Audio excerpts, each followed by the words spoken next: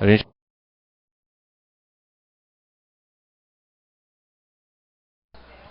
Isso. Eu não sei ainda se está muito bom, comi só 3, então eu tenho que comer mais alguns ainda para dar meu parecer.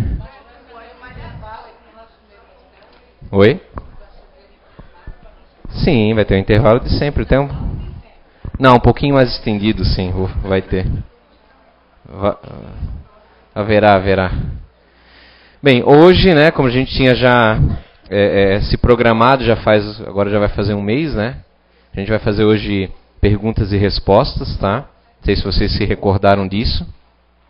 Dentro do nosso tema, para a gente fechar sobre reencarnação, tem muita coisa que não foi dito, tá? Pode desligar? Tem muita coisa que não foi dito, muito assunto que não foi abordado, não tem como adentrar em tudo, tem um monte de pesquisador que eu não comentei com vocês, mas antes de a gente abrir para essas perguntas e respostas, tem um assunto específico, já que a gente falou sobre o Ian Stevenson e outros, crianças que lembram de vidas passadas, falamos sobre o livro dos espíritos, né? O que mais a gente viu? Falamos sobre as culturas ao longo da história humana, as várias religiões, falamos um pouquinho sobre o tema dentro da Bíblia, não sei se vocês vão se recordar, falamos algumas passagens, Velho e Novo Testamento, mas há um tema que eu não me recordei no período que eu queria comentar, é breve, só para ficar o informe para vocês. Além de tudo isso, nós temos que hoje ser um pouquinho, vamos dizer, da moda, né, na moda no sentido de ser da mídia, não se comenta mais tanto, mas na década principalmente de 80 ali, para 90, vocês já devem ter ouvido falar das terapias de vidas passadas, que muitos psicólogos começaram a abordar isso. Talvez um dos mais conhecidos é o Brian Weiss, que teve muitos livros publicados e foram best-sellers americanos e no Brasil também. Ele esteve umas 2 passagens aqui no Brasil, inclusive, né? Mas além dele, apesar de que ele já iniciou, foi um dos pioneiros do assunto a nível mundial, mas antecedeu a ele alguns outros, tá? Que merecem um crédito, inclusive o Morris, eu não sei a pronúncia direita, Netherton, que foi, na verdade, vamos dizer, o psicólogo que cunhou o termo terapia de vidas passadas. Em 1969, quando ele lançou o livro que era justamente esse título, Terapia de Vidas Passadas, tá?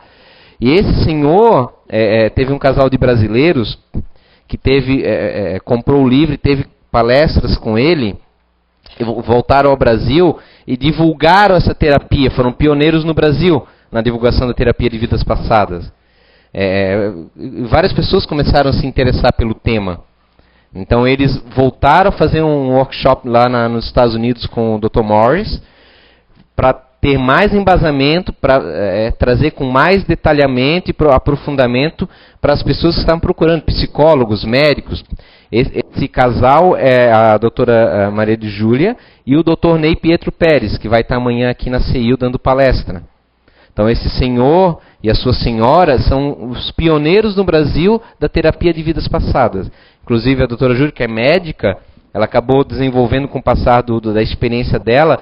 Existem várias técnicas, né? Vocês sabem que a terapia usa hipnose, né? Justamente para isso. Então ela desenvolveu suas técnicas próprias, na qual ela cunhou e montou um instituto adequado que tem uma metodologia. Então o Dr. Ney, ele juntamente com sua esposa, são experts nesse assunto.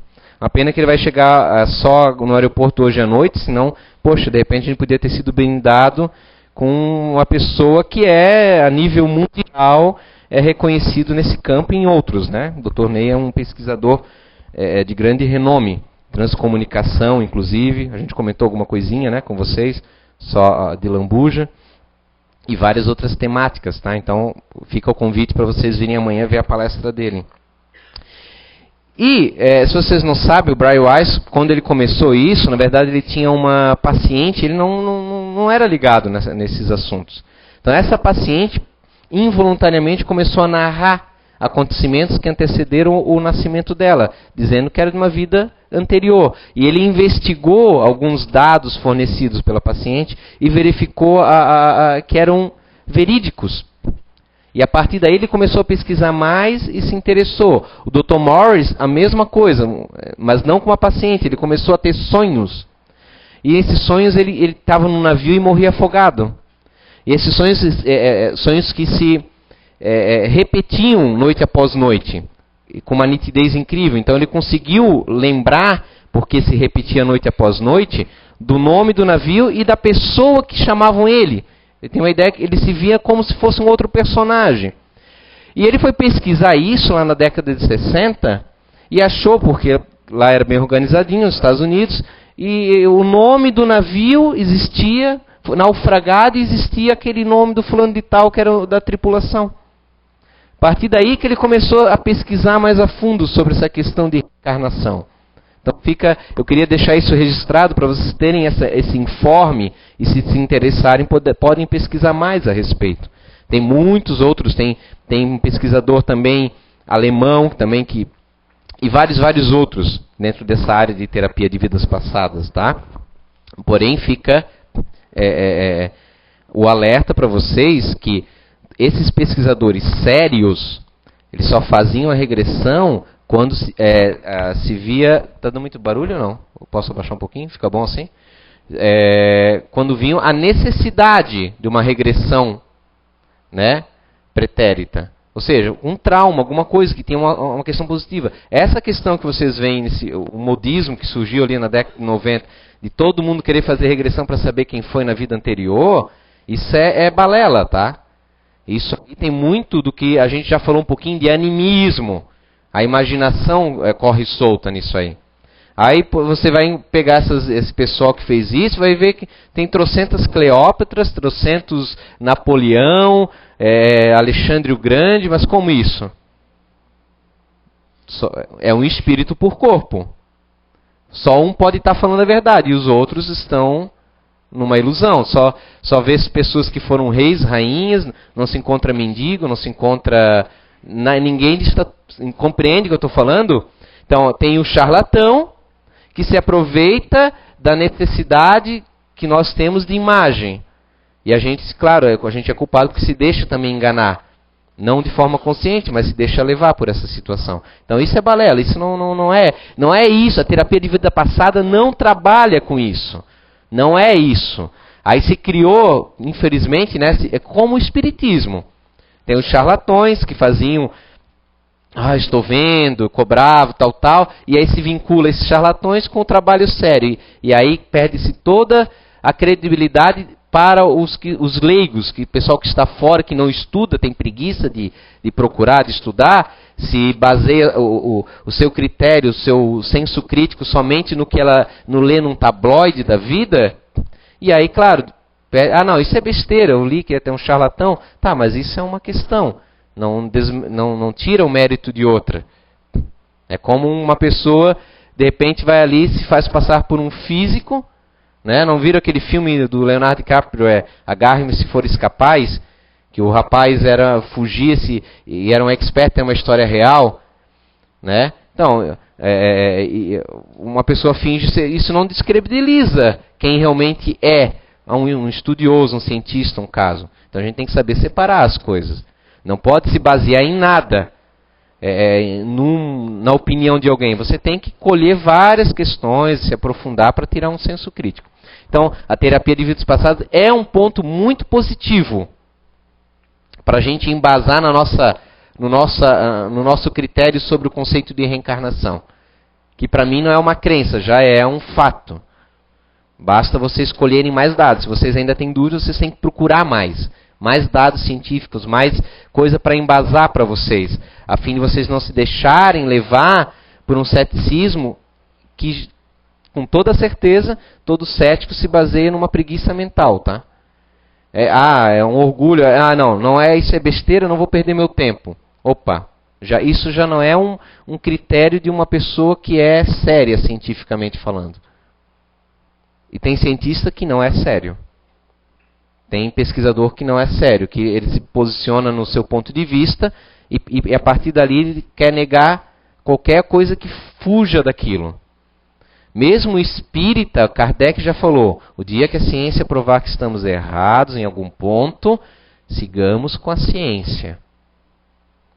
Então, eles sempre solicitam uma análise crítica, um bom senso em todos os posicionamentos. E mesmo assim, por exemplo, o cafezinho tem década que é vilão e tem década que é benéfico. Então, nem a ciência não se acerta totalmente sobre tudo. De acordo com os pesquisadores que fazem a pesquisa, o experimento, tende para um lado e tende para o outro. É só você observar em vários pontos, não precisa ser só em coisas paranormais, parapsicológicas. Então, muitas vezes também tem o interesse de uma determinada indústria, vocês têm que saber disso, e de outras vezes não. É o que acontece. Por exemplo, não é quem é farmacêutico vai dizer, o paracetamol lá fora não é proibido? Ou não, recentemente, e aqui no Brasil é permitido. Parece que foi proibido, mas tem ainda para vender. Então, como é que é isso? Ou faz bem ou não faz bem? Qual é o critério? Compreende? É isso que eu estou querendo. Não estou querendo entrar em detalhes políticos, nada. Mas eu quero dar para vocês a noção de que mesmo quando vocês tiverem embasamentos... nisso eu não acredito, André, terapia de vidas passadas. Nisso eu não acredito. Não, o certo é a gente considerar o seguinte, até para nós mesmos. Diante das informações e do raciocínio que eu tenho hoje, nesse momento, eu não tenho como acreditar nisso. Amanhã eu poderei pensar diferente, vocês têm que ter essa noção. Porque o que vocês achavam, o raciocínio que vocês tinham há 10 anos atrás é diferente do de hoje. O conhecimento que vocês têm é diferente. A maturidade psicológica, emocional que vocês têm é diferente de 10, 20 anos atrás. O que há 10, 20 anos atrás, de repente, lhes deixavam transtornados, hoje vocês acham balela. Daqui a 10, 20 anos, talvez o que é complicado hoje para vocês, o que é estressante, talvez vocês também vão rir. Poxa, por que eu... Não, faz parte do processo. O processo emocional também é um processo intelectual. Então, hoje, se eu não consigo ter percepção para conseguir compreender ou avistar determinados conceitos, amanhã talvez seja diferente. Mas o amanhã somente será pelo esforço e pelo trabalho que eu fizer desde então. Eu tenho que procurar. A pessoa que permanece em determinado assunto, ou determinado ponto de vista, ela se estagnou. Mas aí é escolha nossa. Se você resolve ficar sentadinho e ficar limitado a uma apostila, a um livro ou a uma palestra que alguém falou para vocês, vocês sempre vão ser dependentes, pessoas dependentes de alguma coisa. Nunca vão ser livres. Porque o pensador livre, ele considera a opinião dos outros de forma alguma. Não é o orgulho pode estar ou não estar com a pessoa, não faz parte de um pensamento livre. O pensador livre, ele procura, ele sempre está tentando se instruir, ele sempre está com a mente aberta. Mas isso não quer dizer que ele faz uma concha de retalho de tudo. Não é que nem aquele determinada pessoa que tenta juntar todas as religiões do mundo e fazer uma concha de retalho para... esse aqui vai ser o caminho da união. Não, isso não existe. Determinados conceitos são antagônicos. É água e óleo, não tem como se misturar. Você não tem, é uma ilusão daí. Você está se iludindo, está numa ingenuidade ainda. Não. O pensador livre, ele escuta e analisa e toma uma posição.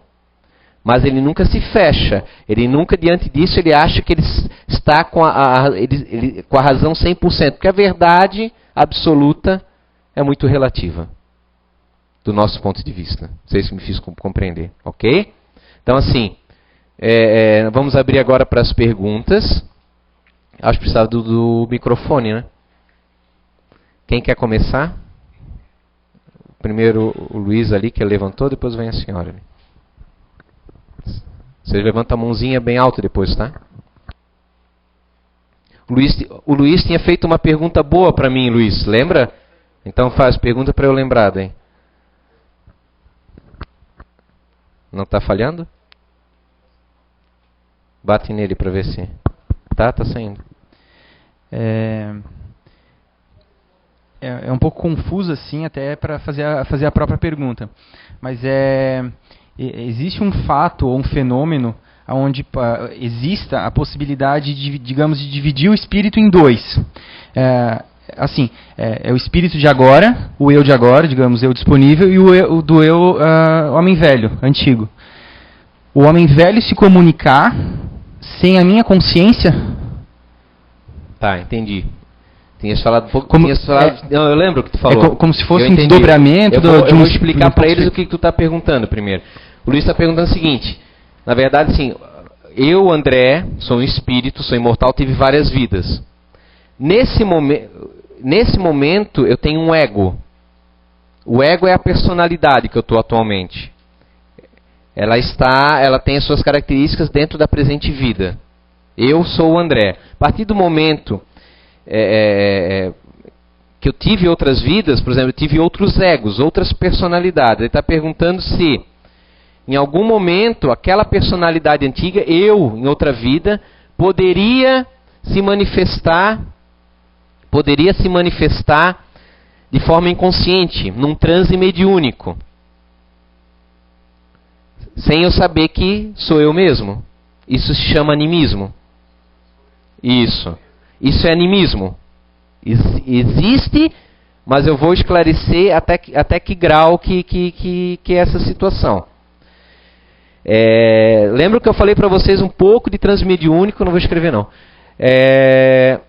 Transmediúnico, que muitas vezes tem coisas da vida atual que se misturam à comunicação e interferem.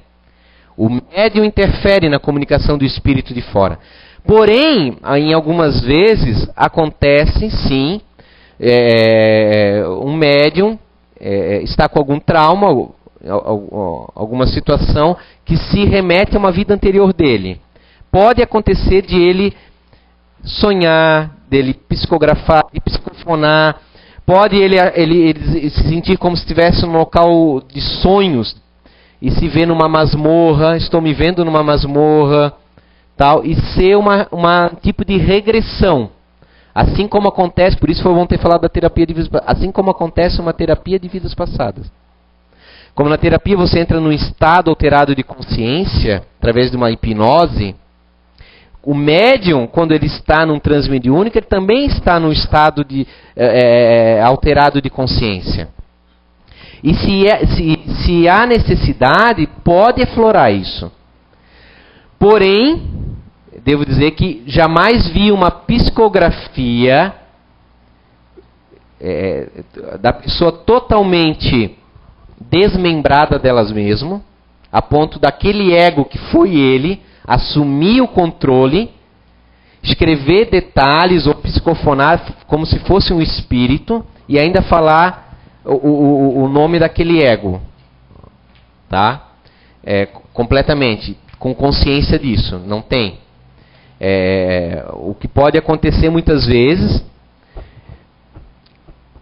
o médium está nesse transe, e por exemplo, um médium semiconsciente, ele muitas vezes ele capta os sentimentos, as ideias daquele espírito que está vinculado a ele e vai transmitindo. E ele vai falando e vai fazendo os trejeitos, é uma coisa automática, tá, gente? É um vínculo mental e emocional muito forte ali, entre o espírito e o médium. Então, nesse estado alterado, como você vê numa terapia, às vezes a pessoa, nem de vidas passadas, numa regressão, a gente vai se basear por uma regressão da vida atual. Às vezes um psicólogo regride a pessoa para a fase da adolescência ou da infância, e a pessoa fala como se fosse uma criança ou um adolescente. Os mesmos dizeres, os mesmos sentimentos, a mesma forma de pensar. É como se ela vestisse o personagem naquele transe mediúnico. Então, se acontece nessa regressão, se é possível a pessoa voltar numa vida passada, em casos excepcionais de uma terapia de vida passada, e também se sentir lá, estou vendo, mas claro que ali ela está consciente de que é ela mesma.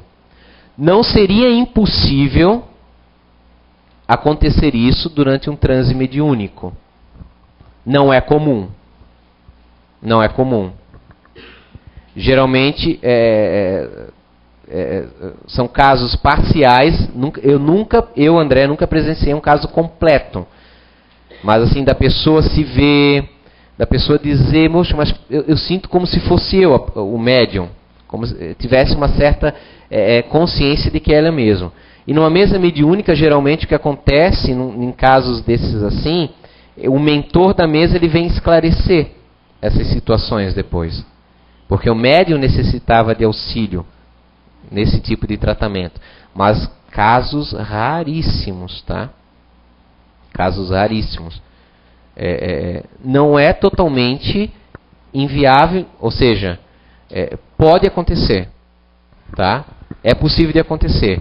Não lembro de literatura trabalhando em cima do assunto, tá? O que eu estou falando é com base em um detalhe aqui, uma comparação ali, como eu falei para vocês, usando essa comparação de regressão de nós mesmos encarnados, porque o espírito nada mais é, o médium, do que uma pessoa encarnada. Se uma pessoa encarnada, com uma certa sensibilidade, sugestibilidade para um transe hipnótico, regride a infância, regride, às vezes até a fase uterina, e em casos excepcionais regride a uma vida passada e vê os detalhes dos seus traumas, nada impediria de acontecer com o médium. Porém, nós não vemos nessas regressões a pessoa, ela se vê, ela se regride, ela até assume o personagem naquela circunstância traumática.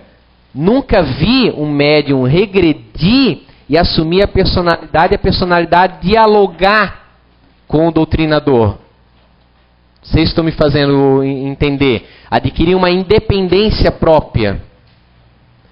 Numa regressão, o psicólogo vai conversando e a persona ali presente vai dialogando, né?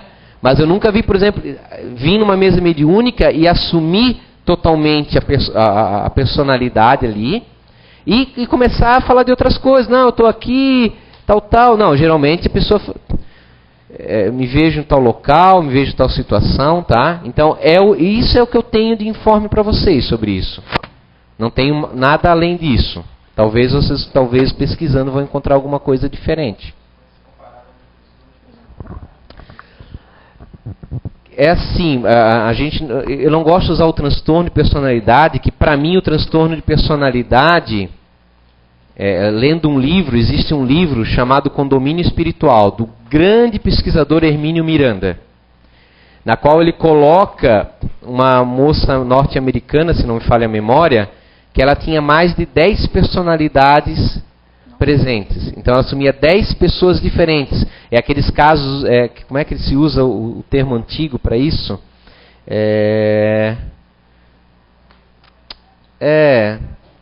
Tinha um termo mais antigo do que esse que se usava na época, que eu gostava mais, por ser um conservador. Agora, mas na verdade ele vai dissertando no livro e você vê que esses casos extremos, não estou falando da pessoa que tem alteração de humor, isso é uma coisa, uma pessoa de assumir mesmo, eu sou a Marta, não, eu sou a Ivana, um extrovertido, introvertido, tanto que ela assumia, ela era recatada e tinha uma personalidade que virava prostituta. Então, casos assim, total disfunção. Você vê, termina lendo o livro, você percebe que se trata de casos obsessivos. Que uma das entidades, por fim, explica isso para ela e assume o controle do corpo durante, pasmem, 3 meses. Nossa.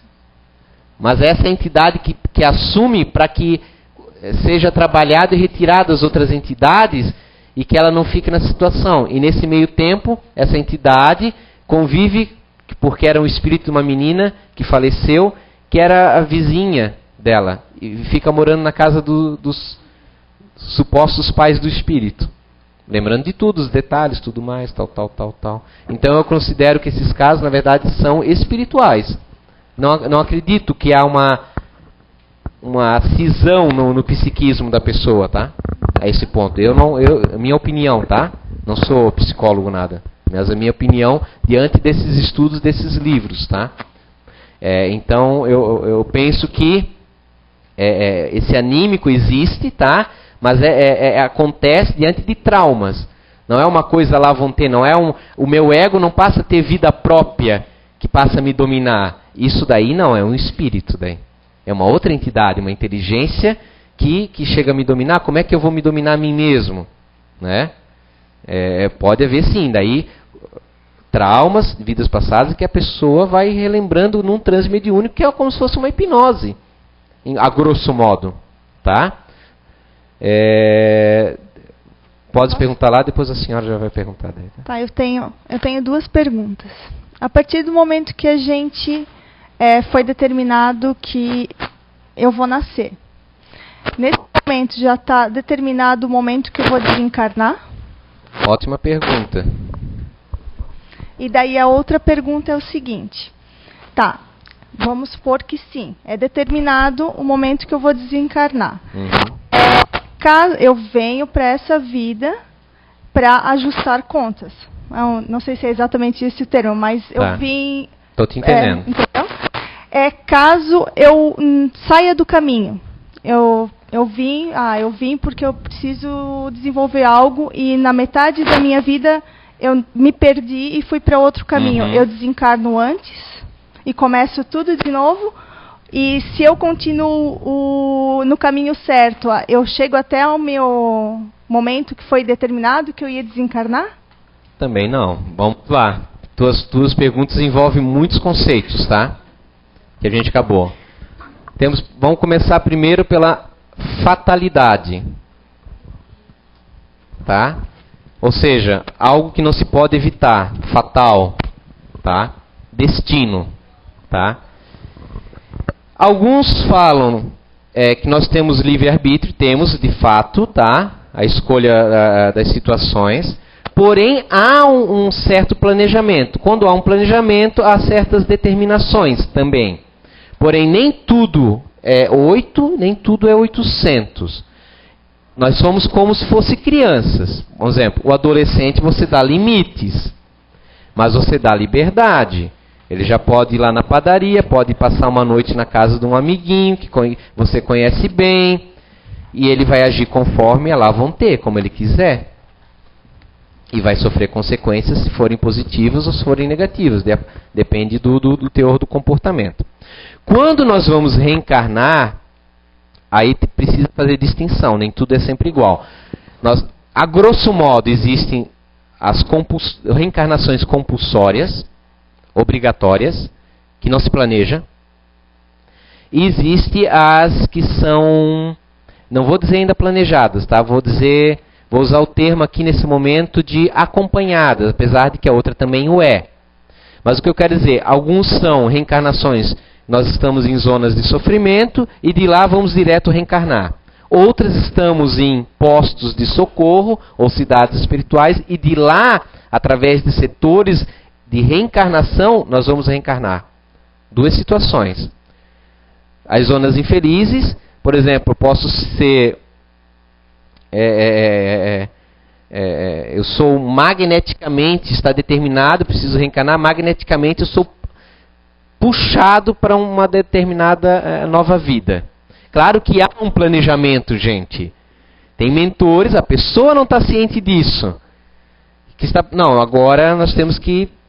ele tem que reencarnar em algum momento. Aí, de repente, ali tem uma situação, sei lá, um nascimento que não está envolvendo amor, alguma coisa, porque os nossos comportamentos vão nos atrair a semelhantes. Então ele vai reencarnar ali. Vamos aproveitar esse momento e vamos magneticamente vincular ele ao feto que está sendo produzido. Vai reencarnar. Vai nascer naquele meio conturbado, às vezes não é aceito porque não foi planejado, ou não tem uma estrutura familiar, é uma situação, né? Temos a outra, nós estamos num local de socorro. E aí, mesmo estando dentro de um departamento de reencarnação, vocês vão ler isso no Manuel Filomeno de Miranda, no André Luiz, no Caminheiros do Bem, da Casa, né? Há N N graus de evolução ali. Nós temos um que está extremamente perturbado, vou vincular uma coisa que seja comum. Lembro do filme do André Luiz, Nosso Lar. Lembro da irmã lá do amigo do André Luiz, totalmente perturbada. Então, vai ter espíritos assim, que tem que reencarnar, não querem, ó, a mesma situação do outro, mas não querem, mas já estão sendo avisados, não, você vai ter que reencarnar, e moralmente vão ser induzidos a isso. É como uma criança, não quero ir no dentista, e você vai contornando, não, você tem que ir, tal, e a criança, pela tua autoridade moral, ela se dobra, e vai a contragosto. Então nós vamos ter essa situação. Aquele que a contragosto vai reencarnar. Planejado, vai saber o que vai acontecer, mas vai estar planejado. Nós já começamos ali a saber quem é o papai, quem é a mamãe que vai nos receber. Nós vamos à noite no desdobramento físico, os pais e o futuro filho ou filha se reencontram. Geralmente nesses casos, quando é um desequilíbrio maior, há uma circunstância pregressa, né, que os une. Às vezes o pai ou a mãe não aceitam, às vezes é o filho que não quer vir. Então, ali, durante todo aquele tempo é feito um trabalho de praticamente de doutrinação entre os familiares ali, para que haja um ambiente adequado que facilite a reencarnação. Mas vocês já viram que há reencarnações que acontecem sem todo esse preparo. Que aí acontece. Então nós temos essas diferenças. Tem aquele outro que solicita uma reencarnação. Não estou dizendo que está em estado evolutivo, mas já está mais equilibrado, sabe o que precisa, solicita. Ele passa a participar do planejamento. Tá? Estou fazendo todo esse dado porque precisa ter esse esclarecimento, já que a gente não abordou muito sobre isso nessa primeira etapa. Só que ele não escolhe, tá?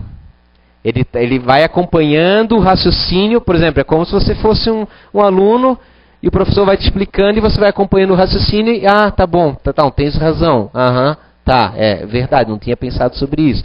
Professor, mas eu não acho legal, por isso? Tá, tem razão. Então você, mais ou menos, você vai acompanhando, tendo uma participação nesse processo reencarnatório. Outros já estão um pouquinho melhor, já começam a solicitar algo diferente. Às vezes, uma deformação física, solicitam. Outros vêm com essa deformação física por traumas que carregam ainda dentro do perispírito, transmite a formação do feto e gera no feto essas situações. Lembra das crianças com marcas de nascença? Um menininho com problema no coração? Mas não é a bala que fez aquilo, porque a bala atingiu um corpo que não existe mais.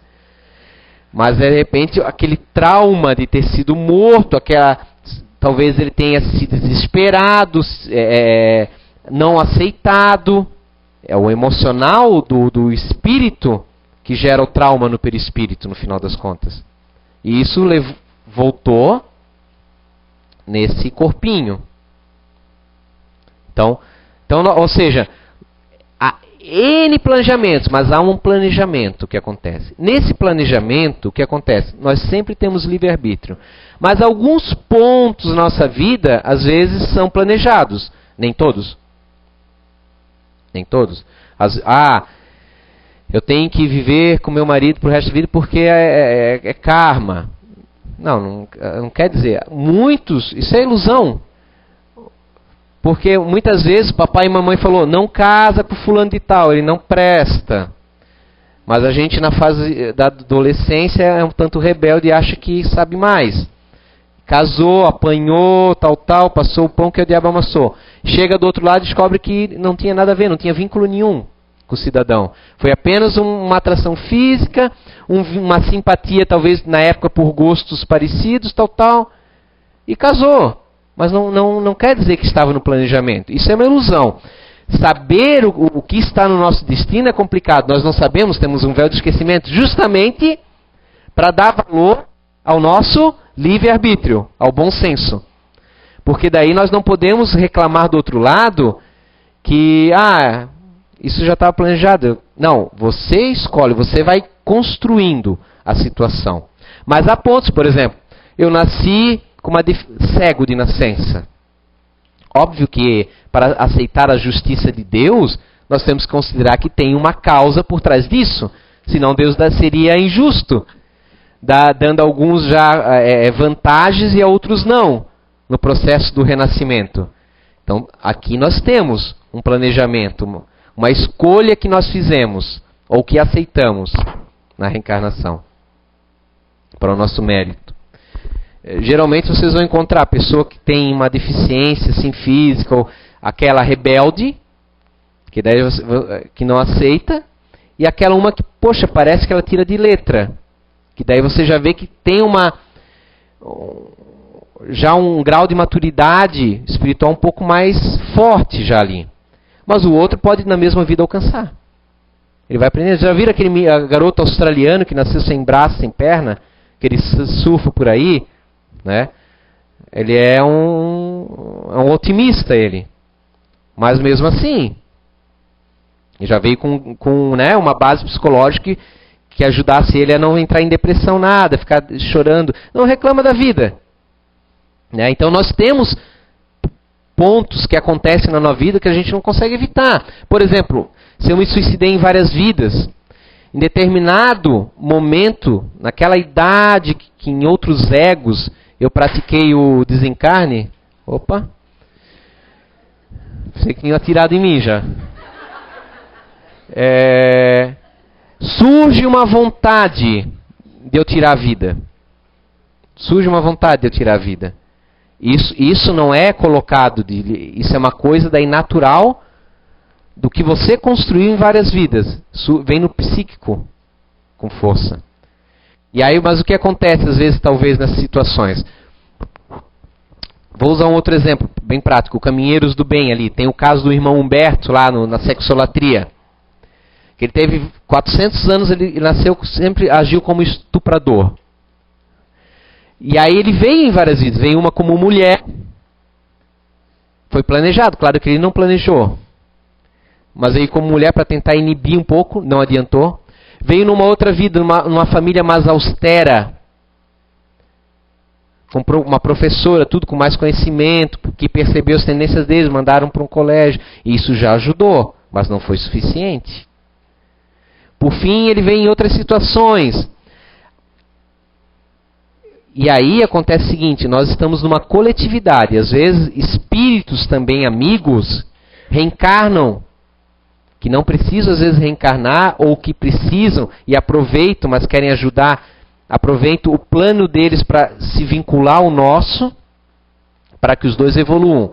Tem o caso da esposa dele, que ela foi vítima do estupro, era a namorada dele, e perdoou ele, um espírito mais elevado. E a elevação moral dela mexeu com ele. Na hora que ela se arrastou, agarrou ele e pediu, eu te perdoo. Aquilo mexeu com ele, e aquilo foi a primeira vez que ele, porque há 400 anos que ele nunca montou família, né? Ele nunca teve família, filhos, esposa, nada. Então aquilo apaziguou ele. Aí veio uma menina. O que aconteceu? Morreu estuprada, assassinada. A partir daquilo ali, aquela energia desequilibrante se desfez completamente dentro dele. Porque ele desenvolveu uma sensibilidade familiar, sentiu a perda da filha, ou seja, a menina, então a providência planejou a menina ser estuprada. Não. Mas as coisas vão interagindo. De repente aquele espírito agora era uma menina. Mas e se fosse mais um outro Humberto da vida? Estava no corpinho ali. Né? Apenas aconteceu o quê? Magneticamente atraiu outros semelhantes. Que se viram ali, claro, é de onde tem que ser combatido. Não estou dizendo isso. Estou querendo que a gente tenha uma ideia, usando a imaginação agora, abrangente da planificação. É muito complexo. Não é tão simplesinho. Compreendem? Para a gente poder tirar uma conclusão rápida. Ou seja, há planificações que interagem entre si e se auxiliam mutuamente. há coisas estabelecidas que acontecem, planificadas. Há outras que se vê que há possibilidade de acontecer pelo magnetismo que o espírito encarnado tem.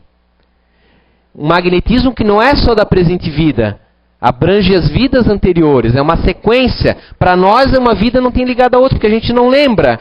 Mas se a gente pudesse lembrar o fio da nossa imortalidade, a gente veria como o que nós somos hoje é uma sequência de conceitos adquiridos em várias vidas.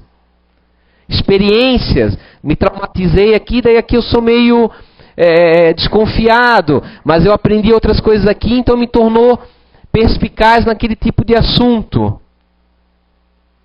Ou vocês acham que um Mozart com 4 anos saberia música sem nunca ter tocado em várias existências anteriores? Saber naquele nível dele, né? Que era um mestre. Com certeza. Teve outras vidas que também tocou música. É cumulativo a tendência. Isso eu estou falando em música, mas em outros aspectos. Então, o que acontece? Então, nós temos sim, algumas metas, às vezes. Às vezes é simplesmente formar uma família, um irmão Humberto. Às vezes é terminar a vida de bem com um primo. Claro que daí vai interagindo outras pequenas metas, né, junto disso. Mas nós podemos escolher o que nós vamos fazer. Se eu vou ou não vou aceitar na hora. É que nem assim, gente, ó, por exemplo. Pensem vocês agora em alguém que vocês têm um desafeto grande.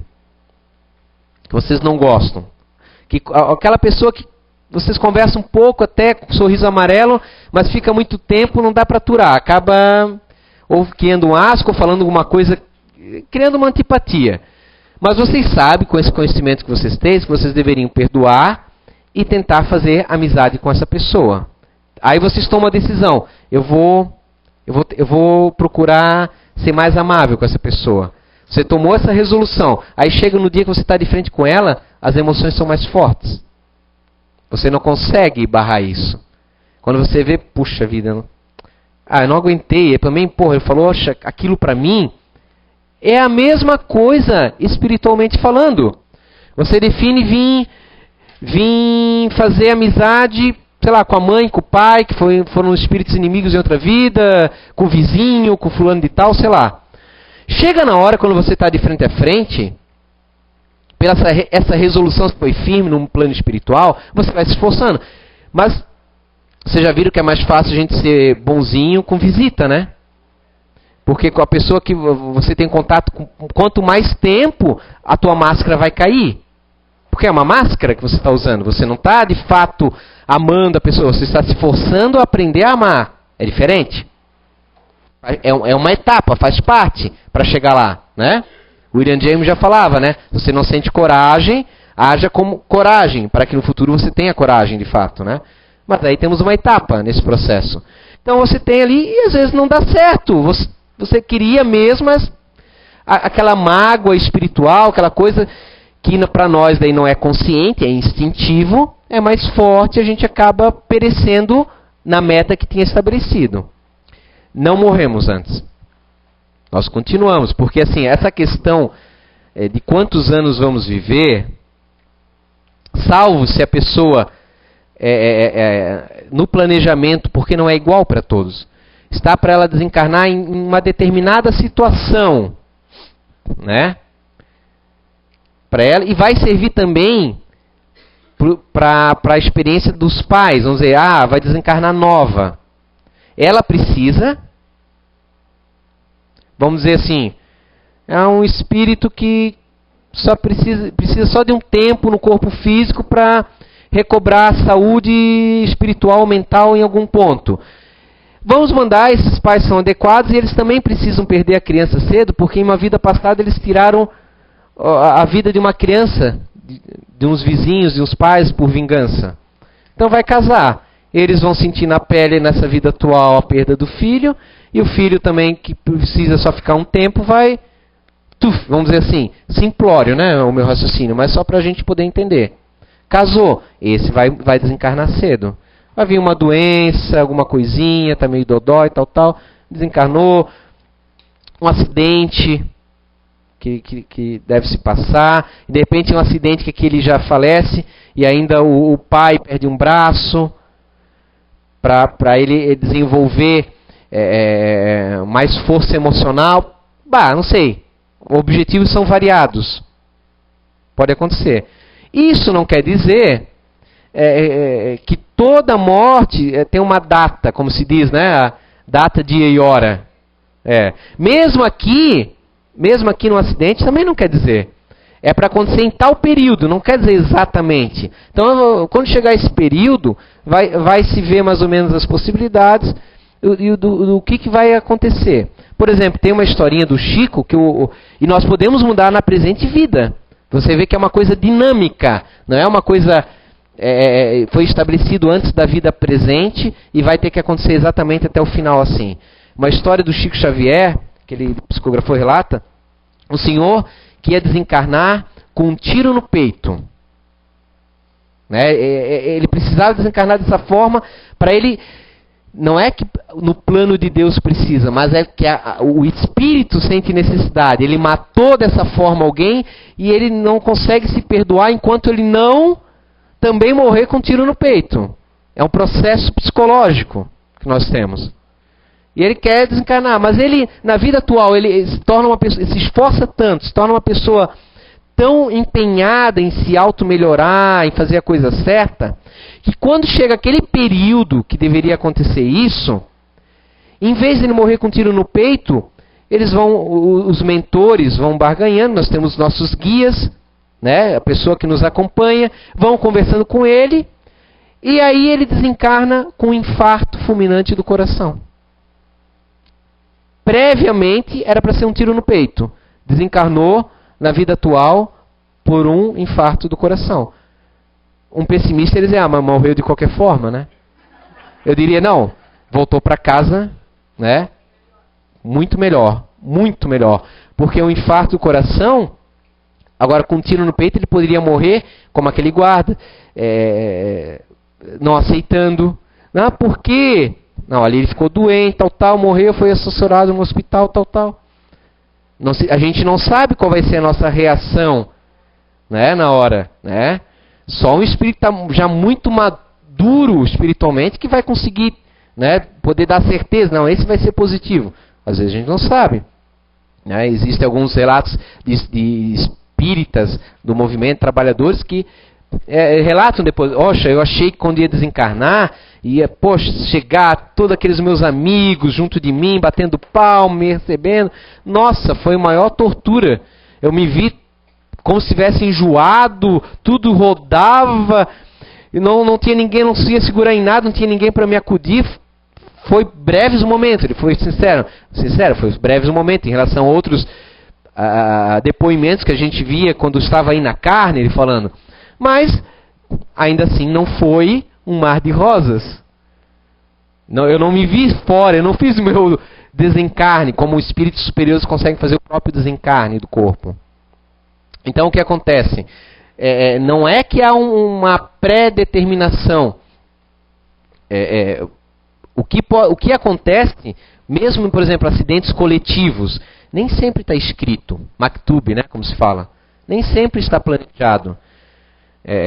Às vezes a pessoa, hoje em dia, por exemplo, tomou bebida, pegou o volante e se matou no carro. Às vezes não era planejado ela desencarnar dessa forma. Foi uma irresponsabilidade da pessoa. Né?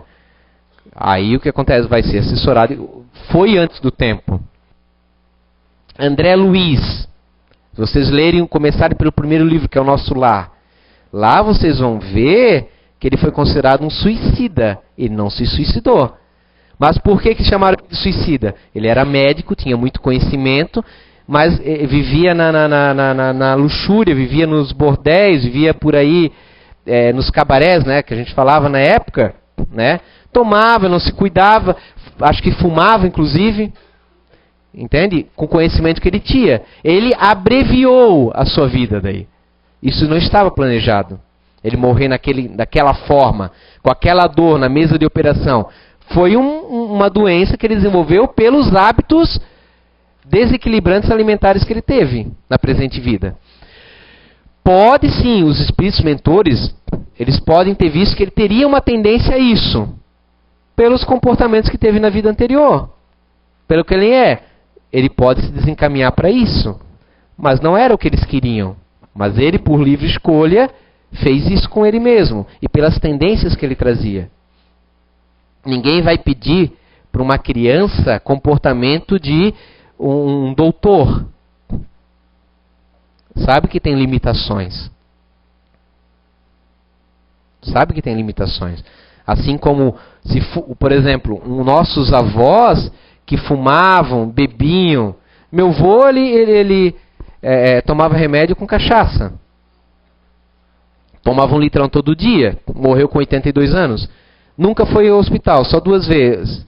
Uma vez atropelado e outra vez foi para desencarnar. Mas ele não tinha conhecimento. Ele podia ser velho no corpo, mas não no espírito ainda. O processo evolutivo da Terra naquele período não comportava uma cobrança maior. Hoje, para nós, já é diferente. As doenças psicossomas são muito mais agravantes, porque nós temos já uma sensibilidade emocional hoje em dia. Nós nos preocupamos com o passarinho, com o cachorro que está ali machucado no meio da rua. Tudo isso emocional aflorou, mesmo quem não é do emocional está vinculado às vezes no meio desses conceitos. Passa a ter uma situação. E aí, como é que se define o tempo que nós vamos durar? É muito genético isso também. O corpo físico, ele é um espelho de um outro corpo, que é o perispírito. Mas eu não falei para vocês ainda, porque a gente não entrou no tema, a gente vai começar na próxima temática. Mas entre esse corpo perispírito e o físico, nós temos várias graduações. Um desses chama-se corpo vital, que é a energia que dá vida à matéria, cria os sistemas orgânicos. Então é assim, eu tenho um corpo que ele tem um fluido, uma capacidade de gerar fluido vital para mim plenamente, vai fazer meus órgãos funcionais durante 80, 90 anos. Então, a princípio, eu vou viver mais ou menos isso aí, 80, 90 anos. Um outro que nasceu de outra árvore genealógica, talvez dure um pouquinho mais, 100 anos. Por exemplo, se vocês pegarem aquela cidade da Itália lá, que com o decorrer dos séculos, eles desenvolveram uma capacidade genética que eles não desenvolvem problemas cardíacos. Eles não têm problema no coração, mas é diferente. Então, o tempo de vida depende dessa quantidade de capacidade de produção de energia vital.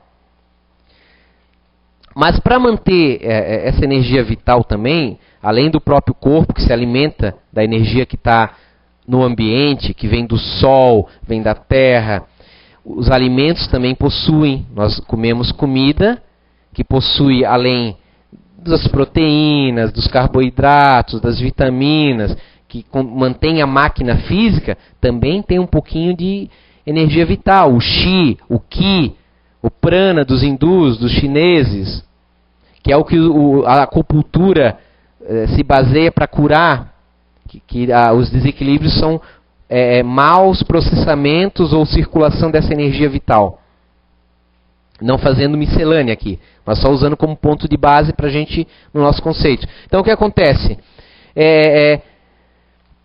O André Luiz tinha tanto tempo, mas pelo proceder incorreto, desequilibrante, ele reduziu essa energia vital, ele prejudicou o seu corpo vital, desencarnou antes.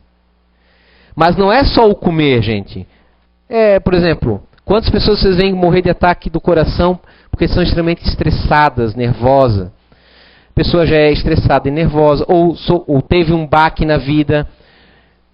Ou seja, os problemas emocionais também diminuem esse prazo, que é mais físico do que outra coisa. É da genética humana. Né? Então, em casos extremos, que quando precisa desencarnar antes, geralmente desencarna como um acidente ou uma doença. Que a doença são bloqueios. Mas às vezes também o que acontece? O corpo está preparado para viver tanto tempo, mas o teu espírito tem desequilíbrios.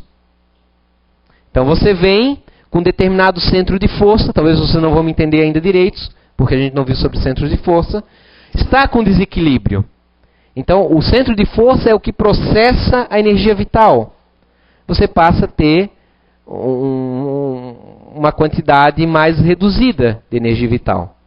E aí, talvez, o teu corpo não sobreviva aquele tempo que materialmente, energeticamente, ele viveria normalmente, que estaria na genética. Vocês não veem, às vezes, famílias que vivem tanto tempo, mas os filhos, às vezes os netos, não vivem o mesmo período. Pode ser pela alimentação, pode ser pelo comportamento emocional, pode ser pelo comportamento moral. Porque daí tu me perguntou o seguinte: há casos, a pessoa está no caminho certo, está prestes a fazer um negócio muito, muito errado. Geralmente eles deixam. Mas se a pessoa, aí está, se ela tem créditos, talvez eles desencarnem. Ou talvez leve uma doença que ela vai ficar paralítica, vai ficar na cama. Aí vejam só, o que é o ponto de vista? Para nós é o fim do mundo, para eles é um procedimento que é benéfico, porque a pessoa não sabe o quanto que ela iria desencaminhar à frente. Então a gente precisa ter uma visão espiritual para ter ideia disso. Estão entendendo? Então a sua resposta é muito complexa. Não tem como dizer é A, B ou C. Cada caso é diferente, entende? Eu fiz questão de falar tudo isso para vocês, que ocupou todo esse tempo, para vocês verem que não existe receita de bolo. Se vocês pretendem encontrar, não existe. Vocês precisam treinar o raciocínio. Para isso vocês também precisam buscar muito conhecimento, continuar sempre a procurar, estudar as histórias, porque pelas histórias vocês podem ter ideias de, poxa, eu nunca tinha pensado nesse aspecto que poderia acontecer assim. Estão vendo? Porque os espíritos, assim, é como se estivessem no alto da colina. Esse negócio de destino. Tem um matagal todo alto, ninguém se vê. Mas eles estão vendo que o fulano está vindo aqui e o ciclano está vindo ali. Eles olham ali de cima e eles veem, esse está em tal velocidade, dentro de 3 minutos eles vão se esbarrar e vão se encontrar. Aí você pode achar que eles estão prevendo o futuro. Não, eles estão vendo a coisa mais de cima. Eles têm uma visão mais ampla. E aí realmente acontece aquilo. Então é como se eles vissem assim, a tua personalidade, tal, desses detalhes. Isso aqui que tem aqui, eles têm uma profundidade. Eles olham, cara, se ele encontrar o fulano de tal, e eles forem para tal situação, é balela. Ele vai cair na droga. Ele vai cair na droga. Nós precisamos botar ele para morar naquele país ou naquela família. E nessa vida ele não pode ficar junto daquela pessoa que ele gosta. Porque os dois têm o mesmo vício e não vai dar certo. Aí fica. E às vezes a pessoa fica assim, procurando a tampa da panela e nunca acha. Né? Porque está vinculado emocionalmente. Não existe alma gêmea. Ele está dependente emocionalmente daquele outro espírito. E ele, claro, obviamente, intuitivamente, instintivamente, fica procurando. Alma gêmea nada mais é uma pessoa que você encontra, de verdade, uma pessoa com afinidades extremas, que você se completam com o outro, mas nunca vira dependência. Não existe ciúme nesse nível. Tá? Não sei se deu para dar uma pincelada. É meio difícil de responder diretamente, né? Você respondeu a pergunta, né? A pergunta dessa moça. Mas lá atrás, quando você falou naquela menina que desencarnou não sei dizer a palavra, estupro ou estupro, não sei, estupro. Uhum. Tá. Você disse que aquilo lá foi uma fatalidade, porque você disse que não estava no planejamento dela vir e desencarnar dessa forma. Não. Você falou assim, eu entendi assim. Não, então eu me expressei errado, porque eu não falei dessa forma, respeito à menina. Assim, não. o que acontece? Existe uma situação que ela precisa desencarnar daquela forma. Tá? Existe, aí há um planejamento. O tempo dela seria aquele. Como é que eu vou explicar? A energia vital dela poderia até se estender mais. Sim. Mas, como espírito, e é isso que a gente está falando, ela teria que vir até aqui e desencarnar como uma criança. Ponto. Tá? Por exemplo, vamos pegar o caso da namorada do Humberto, que foi estuprada por ele e depois virou esposa dele. Não necessariamente ela veio encarnada sabendo que seria estuprada. Não existe isso. Aí você teria que dizer que a providência trabalha forçando casos negativos. Mas pelo histórico do Humberto, e ela quis vir para tentar ajudar ele a montar uma família, ela sabia que haveria possibilidade de acontecer isso. Mas não estava determinado. Talvez é isso que eu quis dizer. Não estava determinado, mas havia possibilidade. É como, por exemplo, nós resolvemos fazer um trabalho no presídio. Nós vamos entrar lá, mas nós não vamos ser mortos, mas nós sabemos que tem a possibilidade de acontecer um motim, na hora que nós estamos lá dentro, e nós sermos mortos. Certo? É uma possibilidade, uma probabilidade. É nesse sentido que eu estou querendo dizer para vocês. Não que a providência estipulou que ela seria estuprada ali pelo Humberto. Mas havia essa possibilidade. Ela iria de boa fé tentar trazer ele para o amor, para o carinho. E ele acabou, claro, deixando o apetite sexual desequilibrante assumir, estuprou. Mas ela ainda assim, tu vê só, se arrastou ali, eu te perdoo. E aquilo tocou ele. Porque ninguém tinha falado isso para ele até agora. E aquilo modificou dentro dele alguma coisa importante. Não é? E ele sentiu a dor no caso dos outros. Ele sentiu uma coisa que ele não conhecia, sentimento de culpa. Isso. É isso que ele sentiu. E outra coisa lá também que eu achei interessante, que você falou ali do desencarne coletivo, né? Que não existe isso. Não, como é que explica... Não, peraí. Eu disse que nem todo desencarne coletivo... Tá. É planejado, é fatal. Então não, porque aí tu reporta para o Rio Grande do Sul aquela boate. Sim, não. E assim, mesmo dentro tsunami, etc. Dentro de um desencarne coletivo, tem pessoas às vezes ali dentro que não estariam, tá? Não estava planejado elas estarem ali. Mas daí é o livre-arbítrio. Aconteceu, a pessoa se deixou levar por, sei lá, N fatores. Aconteceu. Desencarnou junto. Né? Existe o desencarne programado, sim. Existe. Que é uma consequência das nossas ações. Coletivo. Por exemplo, vamos pensar aqui. Temos um resgate, temos vários, né? E voltamos todos, regredimos no tempo e nos lembramos que todos fomos romanos. Todos nós aqui vivemos em um determinado momento juntos numa legião romana. Na mesma legião. Nós adentramos e massacramos uma cidade toda. Senhoras, velhos, crianças, tudo. Aí nós, em conjunto, os nossos mentores lá em cima, falaram, olha... Todos vocês aqui, nós chamamos para conversar, têm um resgate em comum. Vocês poderiam adiantar o seu desenvolvimento e desencarnarem todos no mesmo momento, juntos, para resgatar aquele ponto específico. E aí nós concordamos. Então tá, o que nós vamos fazer? Então, não, vocês vão, em determinado momento da vida de vocês, nós vamos conversar com vocês no plano espiritual, porque à noite nós... somos chamados, às vezes não respondemos, mas somos chamados para o plano espiritual. Então, chegou um determinado momento, vocês têm as suas metas, né? Outras metas de desenvolvimento individuais. Em determinado momento, chamou, olha, agora é um momento. Nós estamos vendo que tem o Sicandi lá, está com esquizofrenia. Está com depressão e ele por mais que nós já tentamos ajudá-lo a transmitir ideias para os seus superiores deles, mas ninguém está captando, ninguém está tomando providências, e a probabilidade que nós estamos enxergando aqui de cima é que ele vá se desequilibrar no momento que estiver com o avião nas mãos.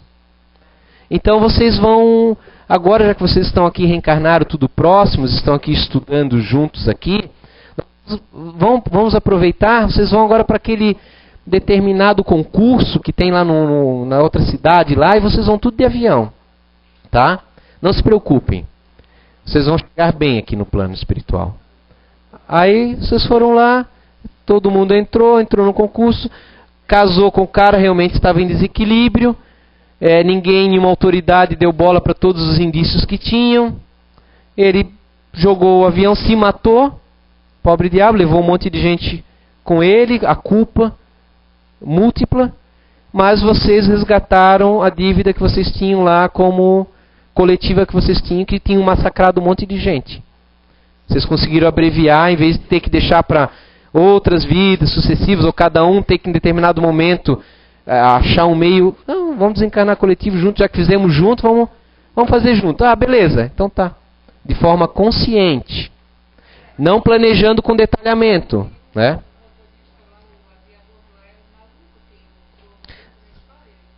Estou dando um exemplo, não estou falando que foi assim. Estou usando como exemplo